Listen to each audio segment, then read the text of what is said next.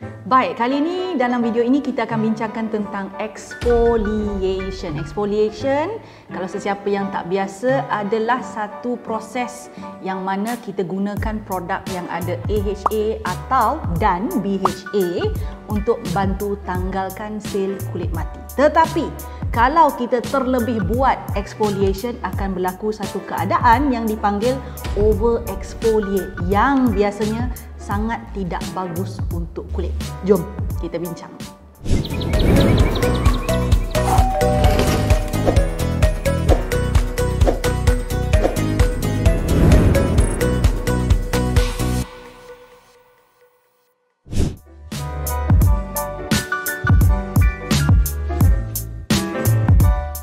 Hello glowy girls, glowy guys. Siapa-siapa yang belum lagi subscribe channel ini, tolong berbuat demikian kerana tidak lama lagi kita akan capai 100,000 subscribers and we have very exciting things that we want to do in this channel for you.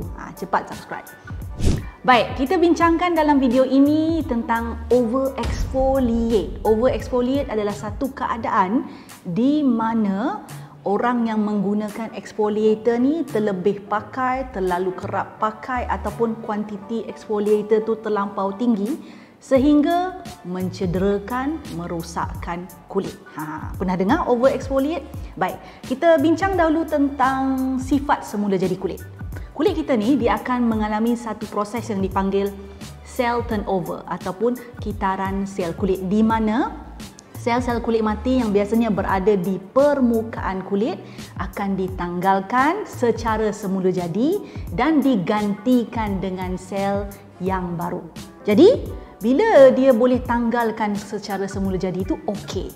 Cumanya bila berlaku proses penuaan, proses menanggalkan sel kulit mati ni akan menjadi semakin perlahan. So maksudnya, kalau masa kita umur muda, sel kulit mati ni tanggal on time.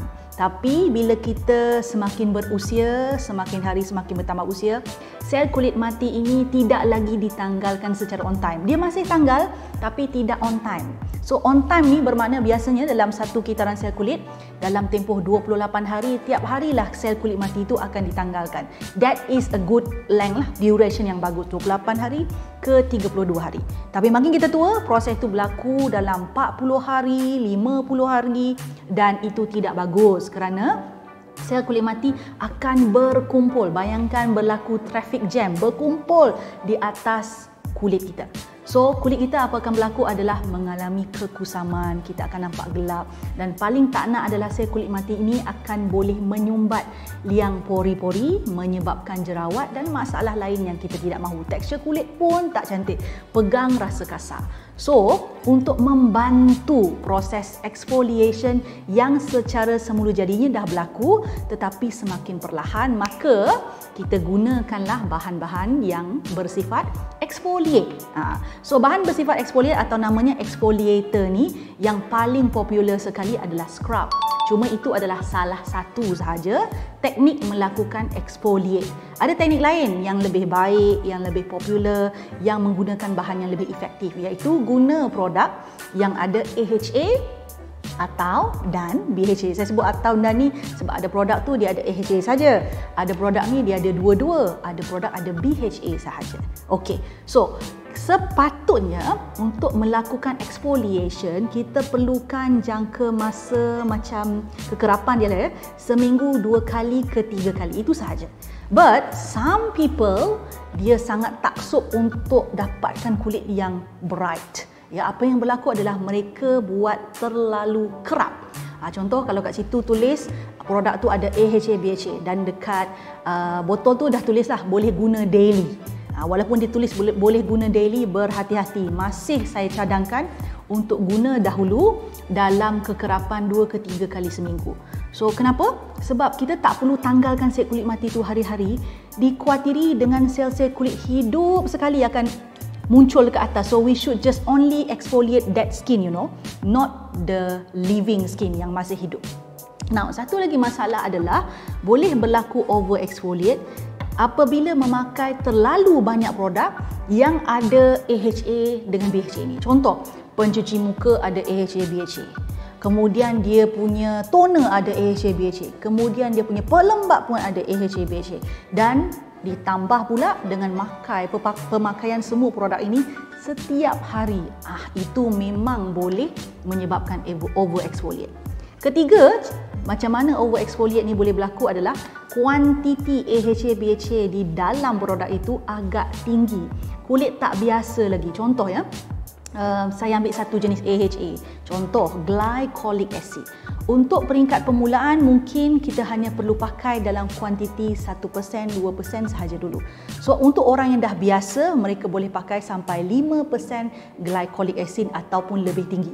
Tapi untuk orang yang baru bermula, terus pakai 5% glycolic acid, kulit dia akan rasa pedih kerana disebabkan oleh overexfoliation.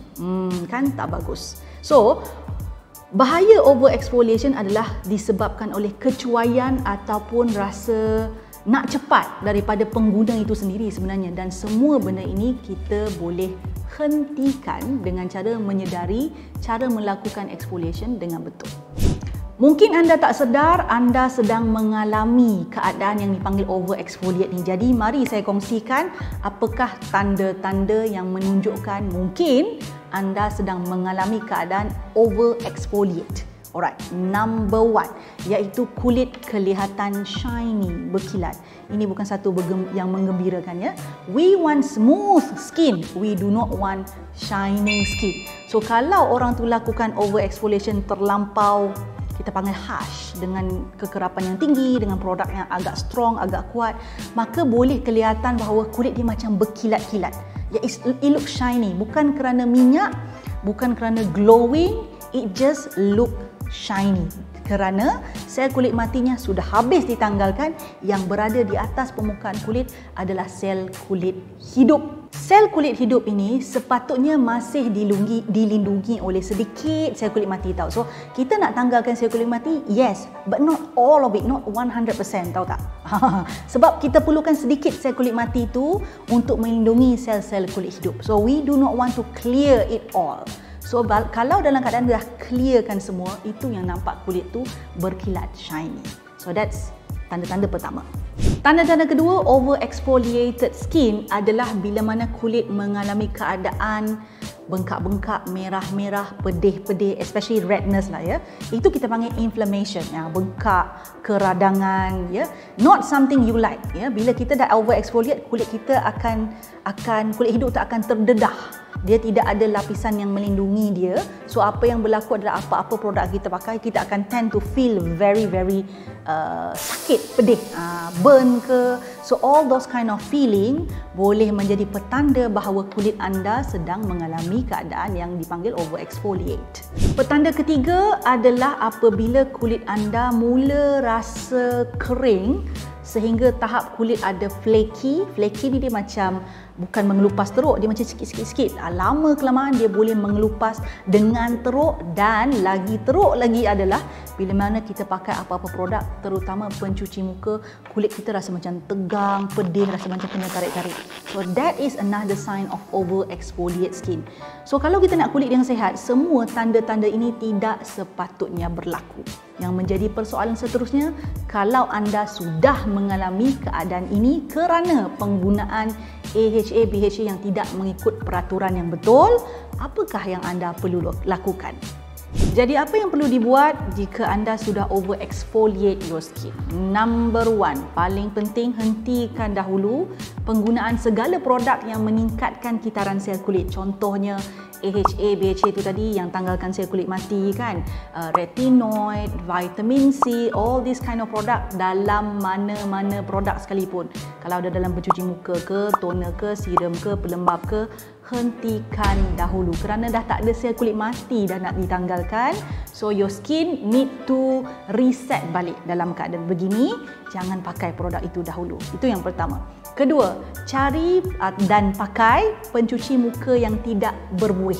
Very gentle, non-foaming facial cleanser. You need to be gentle to your skin dalam keadaan kulit ketika ini agak pedih, merengsa, ya, merah-merah dan seumpamanya. Yang ketiga, paling mustahak juga adalah boleh cari produk terutama toner yang bersifat soothing, melegakan, dan ada bahan-bahan yang melegakan. Contohnya ada aloe vera. Itu paling biasalah, senang nak jumpa.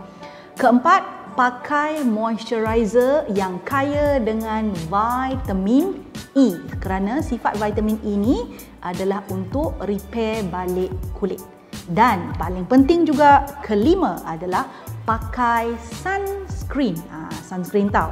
Sunscreen ni pagi-pagilah kena pakai ya. Carilah sunscreen sesuai untuk kulit sensitif, kerana kulit tu sedang dalam keadaan yang very exposed, terdedah. Kalau boleh jangan keluar lagi baguslah ya, tapi tetap kena pakai sunscreen. So, itu adalah 5 perkara yang mesti dibuat dalam keadaan begini, dan buat benda ni dalam tempoh lebih kurang 4 minggu tau.